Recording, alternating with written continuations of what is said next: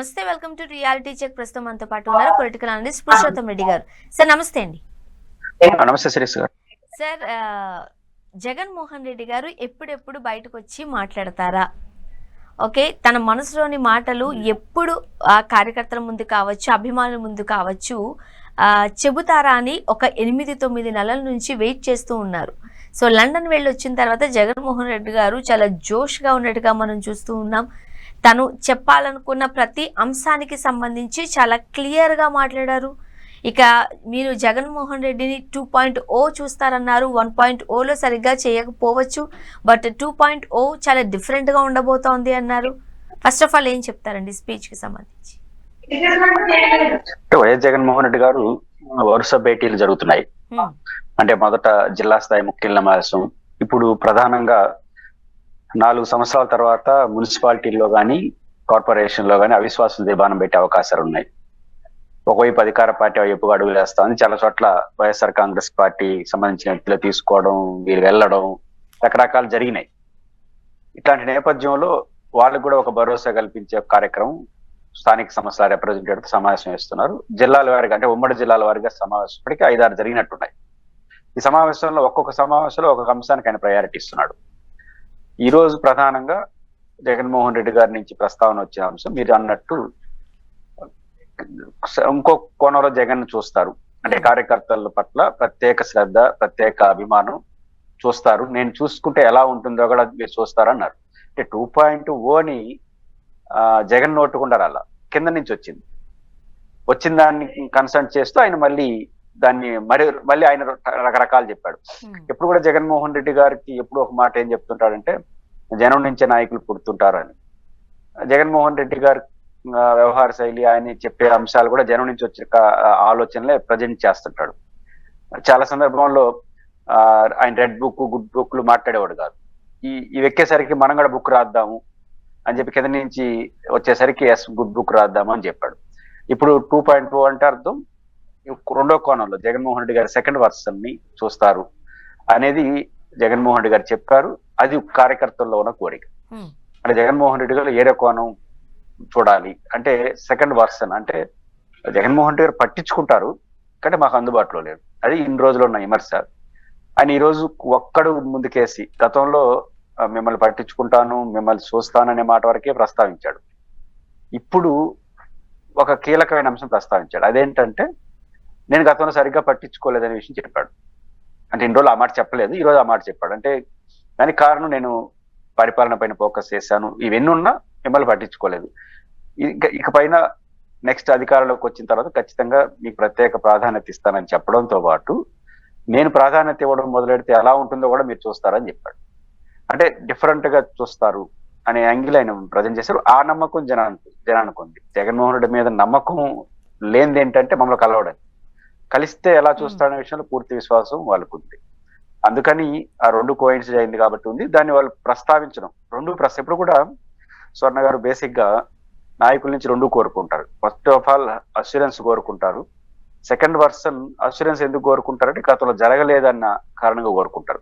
ఇప్పుడు గతంలో జరగకపోవడానికి కారణం నేను ఏరే పనిలో బిజీగా ఉన్నాను అంటే పరిపాలన అంశాలు, ప్రజల సంక్షేమ పథకాలు వీటిలో ఎక్కువ చెప్పాడు జగన్. అయితే దాన్ని జనం ఒక కోణంలో నమ్మరు. అంటే రేపు మళ్ళీ అధికారంలోకి వస్తే పరిపాలన పనులు రావా? ఇప్పుడు గతం 2019 నుంచి 24 వరకు పరిపాలన పనిలో బిజీగా ఉండి మిమ్మల్ని చూసుకోలేకపోయాను అనే వరకే ఆయన పరిమితం అయితే మళ్ళీ 2024లో గెలిస్తే పనులు ఉంటాయి కదా, మళ్ళీ పరిపాలన పనులు వస్తాయి కదా. కాబట్టి మళ్ళీ మొదటికి వస్తాడా అనే అనుమానం ఎక్కడో వస్తుంటుంది. అందువల్ల గతంలో నేను పట్టించుకోలేదనేది కరెక్ట్ విమర్శ, కరెక్ట్ రియాక్షన్స్ అయింది. కాబట్టి పరిపాలనలో ఉండడం వల్ల కాదు, ఆ వైపు కన్సెన్సస్ లేదనేది ఒక వాస్తవం. అంటే దాన్ని ఒప్పుకున్నప్పుడే అష్యూరెన్స్ ని కూడా యాక్సెప్ట్ చేస్తారు. నువ్వు గతంలో జరిగిన దాన్ని మిస్టేక్ ని ఒప్పుకోకుండా అప్పుడు ఏరే పనులు ఉన్నానంటే రేపు కూడా ఏరే పనులు వస్తాయి. అందుకని బహుశా అది గమనించినట్టున్నారు చాలా ఓపిక్గా. దాన్ని నేను గతంలో పట్టించుకోలేదు, ఇంకోసారి అధికారంకి వచ్చినప్పుడు ఇప్పటి నుంచి కూడా ఆ యాంగిల్ అంటే రెండోది. ఈ విషయంలో ఎందుకు నమ్ముతారంటే వాళ్ళ కార్యకర్తలు నెంబర్ 1 తను ఏమైనా చెప్తే చేస్తాడని ఒక అష్యూరెన్స్ ఉండడం. రెండోది ఇప్పుడు ఓడిపోయిన తర్వాత చాలా సీరియస్ గా యాక్టివేట్ లో ఉన్నాడు. ఇప్పుడు బాగా పట్టించుకునే ప్రయత్నం చేయడం, ఎక్కడ గొడవ జరిగినా ఎక్కడ ఇష్యూస్ జరిగినా వెళ్తున్నాడు, మాట్లాడుతున్నాడు, సహాయం చేస్తున్నాడు, కన్సెంట్ ప్రదర్శిస్తున్నాడు. కాబట్టి ఆయన మీద విశ్వాసం వస్తుంది. ఈ రోజు ప్రకటనతో మరింత స్పష్టత వాళ్ళ క్యాడర్ కి మంచి సిగ్నల్ పంపించినట్టు అవుతుంది. అండ్ మరీ ముఖ్యంగా జగన్మోహన్ రెడ్డి గారు ఈ రోజు మాట్లాడిన మాటలు చూస్తూ ఉంటే ఒక ఒక రాజకీయ నాయకుడిలా మాట్లాడలేదు. ఇంతకుముందు ఆయన ఎన్నికల ప్రచారానికి సంబంధించి కావచ్చు, ప్రజలతో మాట్లాడేటప్పుడు నేను మీ ఇంటికి అన్నని, పెద్దన్నగా ఉంటాను, కొడుకుగా ఉంటాను, మనవడగా ఉంటాను, ఇలా ఏదో ఒక బంధుత్వాన్ని, ఒక బంధాన్ని కలుపుకుంటూనే ఆయన ప్రచారం కూడా చేయడం మనం చూసాం. ఈ రోజు కూడా తను పడ్డ కష్టాల గురించి మాట్లాడారు. అది అంటే కక్ష కట్టి తనను 16 నెలలు జైల్లో ఉంచారు. కష్టాలంటే ఏంటో నాకు తెలుసు, బాధలు తెలుసు, బట్ అవన్నిటినీ ఓర్చుకుని నిలబడి ఈ రోజు నేను మీ దగ్గరకు వచ్చాను అన్న తన ఎదిగిన రీతిని, ఆ పరిణామ క్రమాన్ని కూడా చాలా చక్కగా వివరించారు అంటున్నారు. ఏం చెప్తారు? ఒకటి ఆ రెండు వాస్తవాలు. ఎందుకంటే ఎవరైనా, ఏ నాయకుడైనా, ఏ పార్టీ అయినా, ఏ మనిషి అయినా క్రైసిస్ వచ్చినప్పుడు దాన్ని ఎదుర్కొన్నప్పుడే రాటుదేళ్తారు. క్రైసిస్ అనేది మనిషిని వెనక్కి నెట్టేస్తుంది, లేదా ఫోర్ ఫ్రంట్ లో కూడా తీసుకొస్తుంది. అంటే క్రైసిస్ ని ఎదుర్కొంటే హీరోయిక్ గా మారుతారు. అంటే సాధారణంగా డెవలప్మెంట్ అయ్యేదానికి, ఒక ఎదురీతలో డెవలప్మెంట్ అయ్యేదానికి మధ్య వ్యత్యాసం ఉంటుంది. వైఎస్ఆర్ కాంగ్రెస్ పార్టీని ప్రారంభించే నాటికి జగన్మోహన్ రెడ్డి గారిది వ్యతిరేకత. రెండు రకాల వ్యతిరేకతలు. ఒకటి, పార్టీ కాంగ్రెస్ నుంచి బయటికి రావాలి. రెండు, వచ్చిన వెంటనే అరెస్టు, 16 నెలలు జైళ్ళు. ఆ తర్వాత జరిగిన ఎలక్షన్స్ లో 14లో మళ్ళీ ఓటమి. కాబట్టి ఇట్లాంటి వరుస క్రమంలో కూడా ప్రతి సందర్భంలో ఎదురుతూనే ఉన్నాడు. దాదాపు 10 ఏళ్ల పాటు ఎదురీత. ఫలితంగా జగన్మోహన్ రెడ్డి గారు ఒక లీడర్ గా ఎమర్జ్ అయ్యారు. ప్రజలు యాక్సెప్ట్ చేశారు. అంటే నిలబడతాడు, స్ట్రగుల్ చేస్తాడు అనే విశ్వాసం వచ్చింది.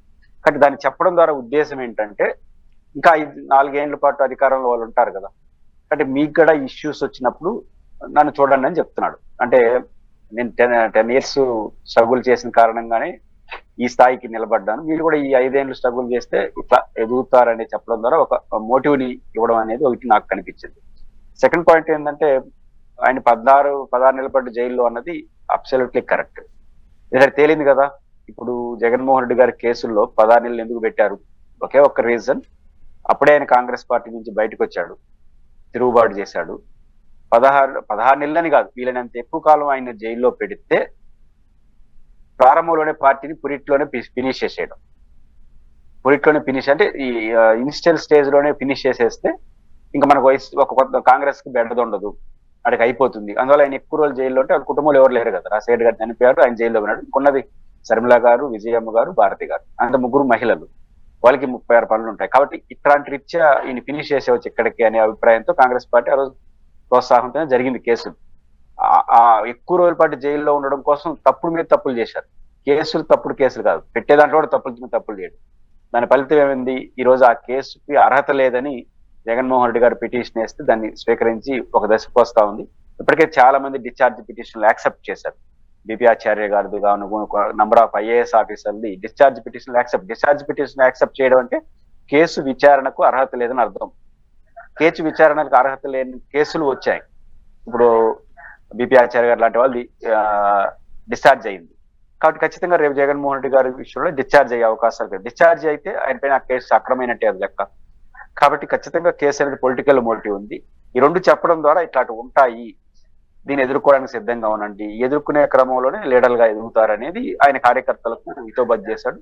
ఆడ ఉన్నది కూడా అందరూ ఎంపీటీసీలు, జెడ్పీటీసీలు, కార్పొరేటర్లు, కౌన్సిలర్లు, ఈ స్థాయి వాళ్ళే, అందరూ లీడర్లే. కాబట్టి వాళ్ళు ఖచ్చితంగా ఇది చెప్పడం అనేది ఈ మధ్యకాలంలో జరుగుతున్న పరిణామాలు ఇచ్చే వాళ్ళని మోటివేట్ చేయడానికి బాగా ఉపయోగపడుతుంది. ముఖ్యంగా టీడీపీ ప్రభుత్వం అధికారం చేపట్టిన తర్వాత ఈ 8 నెలలుగా జరుగుతున్న పాలనకి సంబంధించి, లేకపోతే వైసీపీ ఎదుర్కొంటున్న ఇబ్బందుల గురించి కూడా చాలా మాట్లాడారు జగన్మోహన్ రెడ్డి గారు. ముందుగా మనం తీసుకున్నట్లయితే 6 గ్యారంటీలతో అధికారంలోకి వచ్చిన గవర్నమెంట్, కూటమి ప్రభుత్వం ఏం చేసింది ప్రజలకి?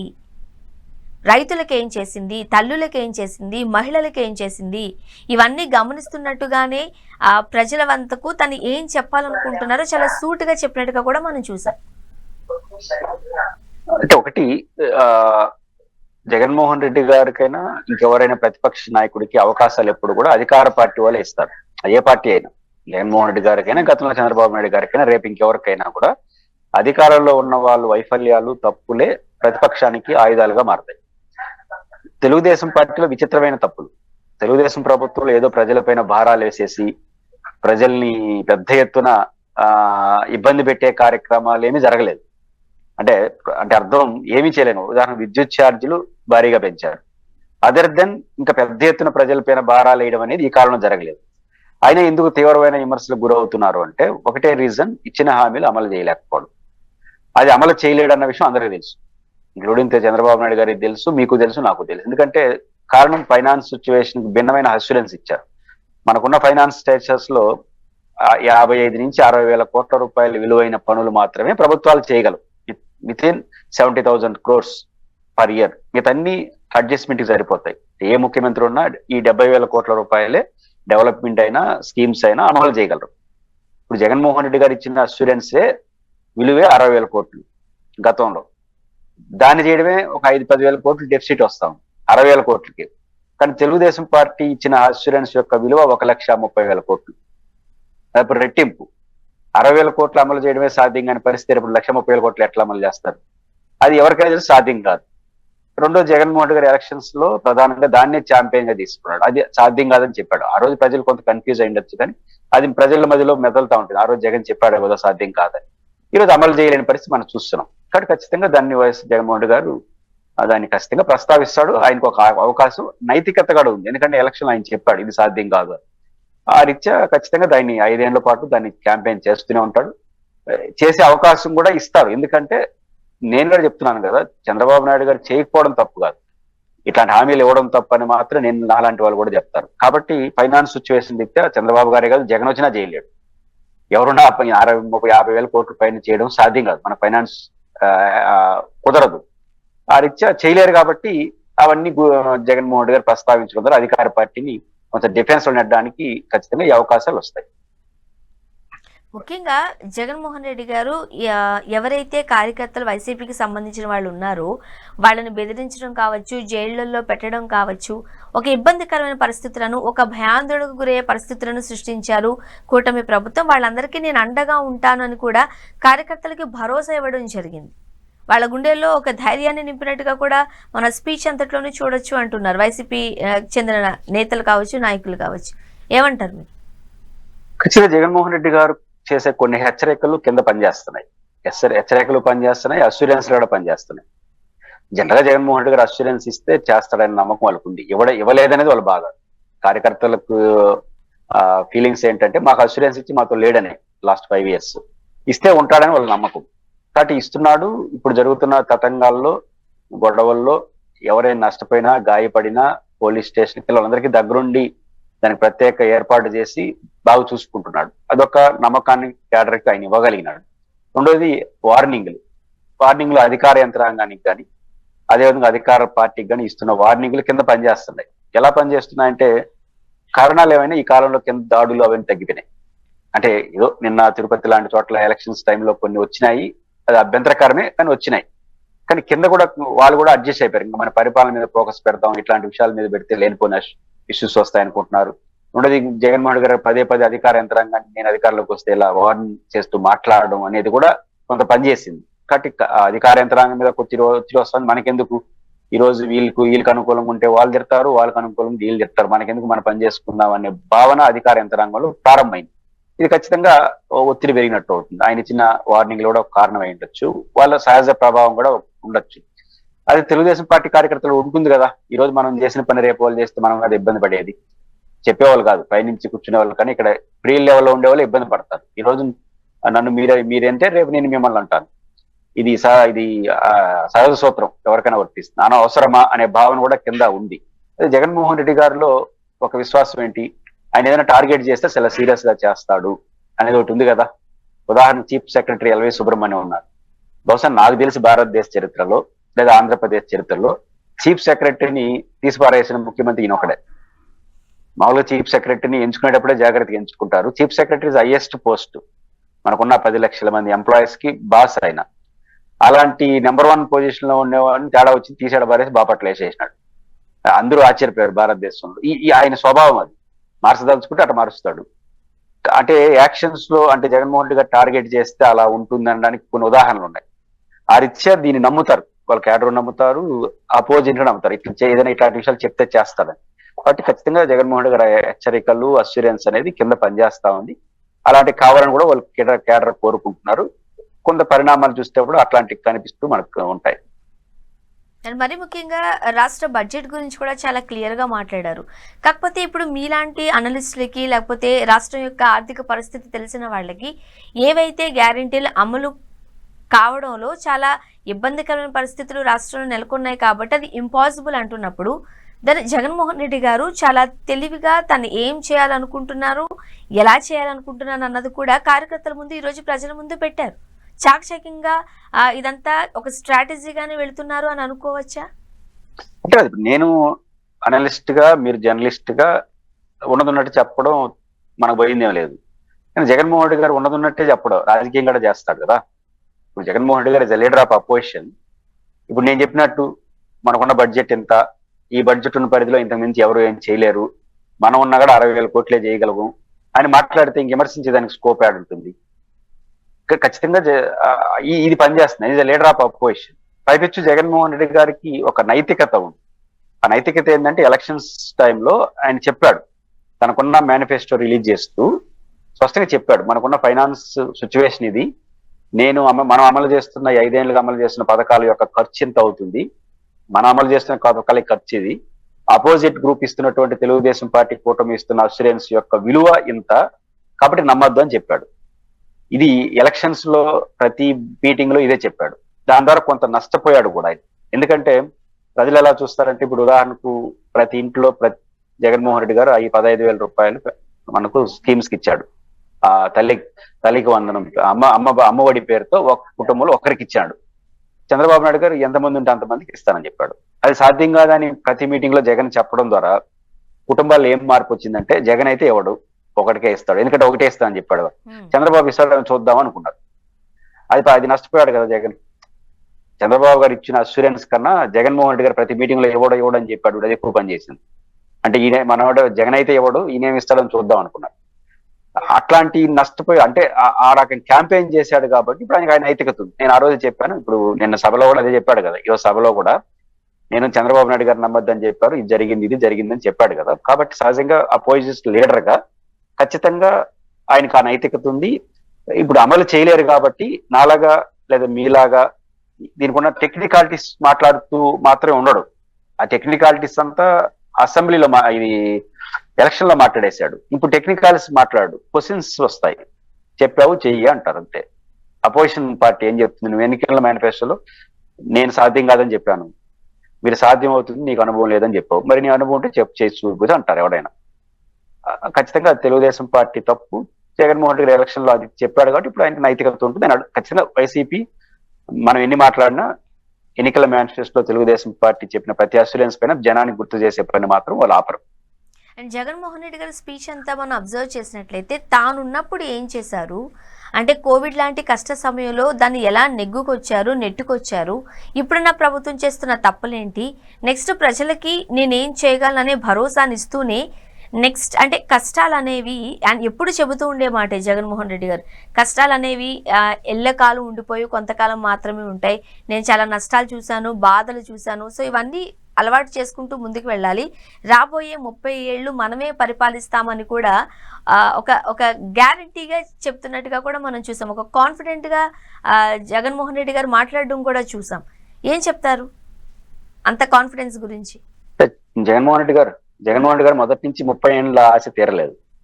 అంటే జగన్మోహన్ రెడ్డి మొదటి లాస్ట్ టైం కూడా 30 ఏళ్ళు ఉంటారని చెప్పాడు. ఇంకా ఎప్పుడు వచ్చినా 30 ఏళ్ళు ఉండాలని కోరుకుంటున్నాడు. కొంతమంది దీన్ని ఓవర్ కాన్ఫిడెన్స్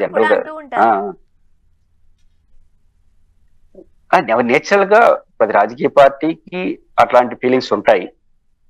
అంటే ఇంకా అంటే చెప్పిన లాజిక్ ఏంటంటే చంద్రబాబు నాయుడు గారు ఇప్పుడు 2 సార్లు నమ్మి మోసపోయారు కాబట్టి ఇంకా అవకాశం మీరు మనమే ఉంటామనే యాంగిల్ చెప్తున్నాడు. అది రాజకీయ పార్టీ సహజంగా మనం ఈసారి గెలుస్తాం, మళ్ళీ చంద్రబాబు నాయుడు 34లో గెలుస్తాడని చెప్తాడా?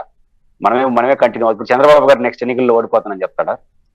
19లో ఓడిపోయినాడు, 24లో గెలిచినాడు, మళ్ళీ 29లో మళ్ళీ జగన్ గెలుస్తాడని చెప్తాడా చంద్రబాబు నాయుడు? మళ్ళీ మనమే గెలుస్తామని చెప్తాడు. జగన్ కూడా మనం ఒకసారి ఇంకా అధికారంకి వస్తే ఇంకా పోయేదే లేదని చెప్తాడు. అది పొలిటికల్ పార్టీకి ఉన్నటువంటి సహజ లక్షణం. అది సహజంగా ఆయన మాట్లాడారు. రెండో అంశం, తను పోల్చుకునేదానికి కొన్ని అవకాశాలు ఇచ్చారు కదా. ఇప్పుడు రైతు భరోసా ఉంది. ఒక రైతు భరోసాలో గతంలో కేంద్ర ప్రభుత్వం 6,000 రూపాయలు, రాష్ట్ర ప్రభుత్వం 7,500 రూపాయలు, మొత్తం 17,500 రూపాయలు 3 దఫాలుగా వేశారు రైతులకి, రైతు భరోసా పేరుతో. యాక్చువల్ గా తెలుగుదేశం పార్టీ చెప్పింది ఏంటంటే జగన్మోహన్ రెడ్డి గారు మోసం చేశాడు, ఆయనే 12,500 వేస్తానని చెప్పి కేంద్ర ప్రభుత్వంతో కలిపి ఇంకొక 7,500 ఇచ్చేసి 5,000 రూపాయలు ఒక్కొక్క రైతుకు మోసం చేశాడు. అంటే జగన్మోహన్ రెడ్డి గారు యాక్చువల్ గా ఎలక్షన్ లో ఏం చెప్పాడంటే 12,500 రూపాయలు పర్ ఇయర్, మొత్తం 4 ఏళ్ళకి గాను 1,00,000 రూపాయలు ఇస్తానని చెప్పాడు. కేంద్ర ప్రభుత్వం యాదృష్టికంగా 6,000 రూపాయలు ఇచ్చింది పర్ ఇయర్. దాని రెండు కలిపి వేసేసాడు ఆయన. 1,00,000 రూపాయలు వచ్చింది వాస్తవమే, కానీ నువ్వు కేంద్రంతో సంబంధం లేకుండా చెప్పావు కాబట్టి నువ్వు సంవత్సరానికి 5,000 మోసం చేసావని 5 ఏళ్ళు జగన్ విమర్శించారు. ఇప్పుడు దానికి కొనసాగిపోతే తెలుగుదేశం పార్టీ ఏం చెప్పింది, నువ్వు 3 దఫాలుగా 7,500 ఇచ్చావు, నేను ఒకేసారి 20,000 ఇస్తానని చెప్పాడు. అది కూడా కేంద్ర ప్రభుత్వంతో సంబంధం లేకుండా ఇస్తాను అని చెప్పాడు. ఇది ఎన్నికల్లో బాగా పనిచేసింది. ఇప్పుడు ఒక సంవత్సరం 1 రూపాయి కూడా ఇల్లారు. 3 దఫాలు కేంద్ర ప్రభుత్వం 6,000 రూపాయలు ఇచ్చేసింది. ఇప్పుడు రేపు ఏం చేయబోతున్నారు, 10,000 రూపాయలు పెంచుతాను కేంద్ర ప్రభుత్వం, రైతుకి పర్ ఇయర్ 3 దఫాలుగా 10,000 రూపాయలు ఇవ్వబోతున్నారు. ఇప్పుడు తెలుగుదేశం ప్రభుత్వం ఏం చేస్తుంటే ఇంకో 10,000 యాడ్ చేసి 20,000 ఇచ్చి ఇదే మా 20,000 అంటున్నాడు. ఖచ్చితంగా వైసీపీ ఇప్పుడు క్వశ్చన్ చేయకున్నట్టు ఉంటుంది. ఆ రోజు నన్ను కేంద్ర ప్రభుత్వంతో కలిసి 13,500 ఇస్తే ఇట్లా మాట్లాడిన వాళ్ళు పైపించి దీని క్లారిటీ ఇచ్చారు, మేము అట్లా చేయము, కేంద్రం అప్పుడు ఏం చేయాలి, రాష్ట్రం 20,000, కేంద్రం 10,000, 30,000 ఇవ్వాలి. అది సాధ్యమా? కాబట్టి గతంలో అట్లా ప్రశ్నలు వాళ్ళు వేశారు కాబట్టి ఈ సంవత్సరం 1 రూపాయి కూడా ఇవ్వలేదు కదా రాష్ట్ర ప్రభుత్వం తన వాటాగా. ఈ రెండింటిని క్వశ్చన్ చేయడానికి అవకాశం ఉంటుంది కాబట్టి దాన్ని ఖచ్చితంగా రైతులు అది బాగా పనిచేస్తా ఉంది. అది వాళ్ళు ఎఫెక్టివ్ గా ముందుకు తీసుకెళ్తారు. ముఖ్యంగా అంటే ఫైనల్ గా ఈ విషయానికి సంబంధించి జగన్మోహన్ రెడ్డి గారి ఈ స్పీచ్ కి సంబంధించి ఇది విన్న తర్వాత కూటమి నేతలు కూడా కాస్త అలర్ట్ అవుతున్నారు. ఖచ్చితంగా అంటే చంద్రబాబు నాయుడు గారు చాలా చాకచక్యంగా పార్టీని నడిపిస్తున్నారు, కానీ ఆయన ఏజ్ రీత్యా కావచ్చు, లేకపోతే ఇతరత్ర కారణాల వల్ల కావచ్చు, ఒకవేళ జగన్మోహన్ రెడ్డి గారు మళ్ళీ పుంజుకున్నట్లయితే మా పరిస్థితి ఏంటి, పార్టీ పరిస్థితి ఏంటి అని ఒక సందిగ్ధంలోకి వెళ్లారు అనేది కూడా మనకు వినిపిస్తున్న మాట. నేచురల్ గా ప్రతిపక్షం పుంజుకోవడం అనేది అధికార పార్టీ వైఫల్యాలు బట్టి ఆధారపడి ఉంటుంది. అవకాశాలు అధికార పార్టీ ఇస్తే ప్రతిపక్షం తొందరగా పుంజుకుంటుంది. కొన్ని ఘటనలు అందుకు తోడవుతున్నాయి. అయితే ఇప్పుడు జగన్మోహన్ రెడ్డి గారు ఏం మాట్లాడినా అధికార పార్టీ స్పందిస్తుంది కదా అంటే ఖచ్చితంగా స్పందించాలి కూడా. ఇప్పుడు అసెంబ్లీకి జగన్ పోవట్లేదు, కానీ అసెంబ్లీలో ఎవరిని తిడుతున్నారు, జగన్మోహన్ రెడ్డి తిడుతున్నారు కదా. ఆయన రాలేదు కాబట్టి ఆయన వదిలేసి వేరే వాళ్ళని తిట్టలేరు. ఎందుకంటే ఈ కూటమికి nearest opposition YS Jaganmohan Reddy గారు. ఇప్పుడు పవన్ కళ్యాణ్ గారు కావచ్చు, బీజేపీ కావచ్చు, లేకపోతే కూటమిగా ఉన్నారు, ఇంక వాళ్ళు ప్రత్యర్థులు కాదు, వాళ్ళు విడిపోతే ప్రత్యర్థులు అవుతారు. వీళ్ళు కూటమి మొత్తానికి ఏకైక ప్రత్యర్థి జగన్మోహన్ రెడ్డి గారు. కాబట్టి జగన్మోహన్ రెడ్డి గారు ఏం స్పందించినా దాని కౌంటర్ అటాక్ అనేది అధికార పార్టీ నుంచి ఉంటుంది. కూటమి నుంచి ఏం జరిగినా దాని కౌంటర్ అటాక్ జగన్మోహన్ రెడ్డి గారు. ఇది రెండు ప్రధాన ప్రతిపక్షాలు కాబట్టి, వైర పక్షాలు కాబట్టి ఇది ఉంటుంది. బీజేపీ లాంటి పార్టీ పెద్ద స్పందించదు, ఎందుకంటే బీజేపీ నియరెస్ట్ అపోజిషన్ కాదు. జనసేన, తెలుగుదేశం ఏం మాట్లాడినా జగన్ స్పందిస్తాడు, జగన్ ఏం మాట్లాడినా వాళ్ళు రెండు స్పందిస్తారు, ఎందుకంటే నియరెస్ట్ అపోజిషన్ పార్టీస్ కాబట్టి అది సహజం. జగన్మోహన్ రెడ్డిని చేసే ప్రతి వ్యాఖ్యలు అధికార పార్టీ మీద పడతాయి, వాళ్ళు ఖచ్చితంగా స్పందిస్తారు. ఇప్పుడు లోకేష్ గారు 2 రోజుల నుంచి ఢిల్లీలో ఉండడం, ప్రశాంత్ కిషోర్ గారిని కలవడం, ఇవన్నీ చూస్తుంటుంటూ కూడా అసలు వీళ్ళ స్ట్రాటజీ ఏంటి, ఏం జరుగుతుంది ఏపీలో అనేది కూడా ప్రజలందరూ చాలా ఆసక్తిగా ఎదురు చూస్తున్నారు. ఎందుకు లోకేష్ గారు ప్రశాంత్ కిషోర్ గారిని కలిశారు? మొన్నటి వరకు జగన్మోహన్ రెడ్డి గారితో మంచి సంబంధం ఉన్న ప్రశాంత్ కిషోర్ గారు ఇప్పుడు లోకేష్ గారిని కలవడంలో ఆంతర్యం ఏంటి? అంటే ప్రశాంత్ కిషోర్ స్ట్రాటజిస్టు, పాపులర్ గా. బేసిక్ గా మీకు అంత అనుమానం రావాల్సిన అవసరం లేదు. గత ఎన్నికల్లో ప్రశాంత్ కిషోర్ టీం చంద్రబాబు నాయుడు గారికే పనిచేసింది అఫిషియల్ గానే. 2019 ఎన్నికల్లో జగన్ గారికి పనిచేసింది ప్రశాంత్ కిషోర్ టీం. ఈ ఎన్నికల్లో ప్రశాంత్ కిషోర్ కాదు కానీ ఆయన శిష్య బృందం, ఆయన టీంలో ఉన్న వాళ్ళు చంద్రబాబు నాయుడు గారితో అఫిషియల్ గానే పనిచేశారు, పబ్లిక్ గా ప్రకటించలేదు. కానీ కొత్త సంబంధం ఏం కాదు, వాళ్ళు పాత సంబంధమే. తెలుగుదేశం పార్టీ గతంలో 24 ఎన్నికల్లో కూడా, ఇప్పుడు అన్ని పార్టీలు కూడా సోషల్ నెట్వర్క్ లో భాగంగా అడ్వైజర్ ని పెట్టుకుంటా ఉంది, ఇట్లాంటి ఎక్స్పర్ట్లను పెట్టుకుంటా ఉంది. అందులో భాగంగా ప్రశాంత్ కిషోర్ దీంట్లో ఎక్స్పర్ట్. భారతదేశంలో రాజకీయ పార్టీలకు మంచి సలహాదారుడుగా ఆయన ఉన్నాడు. ఆయన ఇచ్చిన సలహాల మీద చాలా పార్టీల పవర్ లోకి వచ్చి ఆయన ఒక ఇమేజ్ గా ఉంది. అందుకని ఆయన యాదృశ్యం కలిసి ఉండొచ్చు. ఆయన చెప్పే సలహాలు బట్టి తెలుగుదేశం పార్టీ నడుచుకోవాల్సిన అవసరం లేదు, ఆ పార్టీ ఆలోచన బట్టి ఆ పార్టీ నడుస్తుంది. అసలు ప్రశాంత్ కిషోర్ నమ్మి రాజకీయాలు చేసే పరిస్థితి లేదు. ఎందుకంటే ప్రశాంత్ కిషోర్ అంత గొప్పవాడైతే ఆయన పార్టీ పెట్టాడు, బోర్లా పడ్డాడు. ఆయన కూడా ఎమ్మెల్యే గెలవాలి. అంటే దాంతో ఆయన ఇమేజ్ పోయింది. ఆయన పార్టీ పెట్టేంత వరకు అన్ని పార్టీలు గెలుపులో ఆయన ప్రధాన పాత్రధారని అందరికి ఆయన ఇమేజ్ ఉంది. అందుకోసం కొన్ని వందల కోట్లు, ఒక పార్టీ అయితే 500 కోట్లు 600 కోట్లు కూడా ఇచ్చింది ఆయన ఫీజు. అంత ఇచ్చిన పని చేసిన వ్యక్తికి ఆ ఇమేజ్ ఒక్కసారికి ఎప్పుడు పోయిందంటే, ఈయన అందరినీ గెలిపిస్తానన్నాడు, ఆయన గెలవలేకపోయినాడు. బీహార్ లో పార్టీ పెట్టి ఓడిపోయి చివరికి ఆయన ఎమ్మెల్యే గెలవాలి నాకు తెలిసి. ఇప్పుడు ఆయనే గెలవలేనోడు ఇంక పార్టీ నేను గెలిపిస్తాను కాబట్టి ఆయన ఇమేజ్ పోయింది. నెట్వర్క్ ఉంది కానీ ఇమేజ్ పోయింది. ఇప్పుడు ప్రశాంత్ కిషోర్ తో కలయిక లేదా ఇంకోటి అనేది పెద్ద ప్రభావం సొసైటీలో ఉంటుందని నేను అనుకోను. ముఖ్యంగా ఇటు జగన్మోహన్ రెడ్డి గారి సమావేశం కావచ్చు, మరోపక్క కూటమి నేతలు అనుసరిస్తున్న స్ట్రాటజీ కావచ్చు, ఇవన్నీ వెరసి జగన్మోహన్ రెడ్డి గారు ఇంకొన్ని అంశాలకు సంబంధించి విజయసాయి రెడ్డి గారికి సంబంధించో లేదా ఇంకొన్ని అంశాల గురించి ఇంకా క్లియర్గా మాట్లాడుంటే బాగుండేది అనే ఒక అసంతృప్తి అయితే ఉంది అంటున్నారు. ఎందువల్ల అంత క్లారిటీగా మాట్లాడలేదు, ఎందుకు చెప్పలేదు అని అనుకోవాలి మనం? ఇప్పుడు మీడియాకున్న అసంతృప్తిని జగన్మోహన్ రెడ్డి గారు తీర్చడం, ఆయన పార్టీకి ఉన్న అసంతృప్తిని ఏమన్నా తీరుస్తాడు. విజయసాయి రెడ్డిని ఆయన పార్టీ వాళ్ళు పట్టించుకోవట్లేదు. మీరు పట్టించుకుంటున్నారు మీడియా కాబట్టి మీ కోరికలు తీర్చలేడు కదా. సమస్య ఏంటంటే విజయసాయి రెడ్డి ఆయన దృష్టిలో నథింగ్. విజయసాయి రెడ్డి చెప్పాడు కదా, నాలాంటి వాళ్ళు 1000 మంది పోయినా కూడా జగన్మోహన్ రెడ్డి గారికి ఏం కాదని పోయినాయనే చెప్పినాడు.